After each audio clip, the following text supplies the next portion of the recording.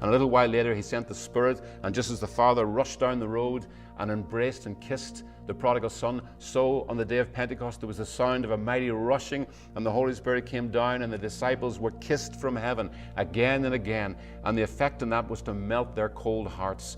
And on the day of Pentecost, by the Spirit, those disciples had a true metanoia. Suddenly they saw how good God was. And you know the effect of that on them? They went out, they were so full of thanksgiving, they were fit to burst. They had to let it out. They had to rush out of that room, they had to let it out. And it came out of them really in words they'd never even heard before. The Spirit was so excited as well, He gave them utterance. And what did that look like to passers-by? You know what it looked like? It looked and sounded like they were drunk. That's what people said, you're drunk. And of course they replied, no, we're not drunk naturally, it's only 9 o'clock in the morning. But I think of that so often. The church was birthed in joy. They were birthed in a joy inexpressible and full of glory.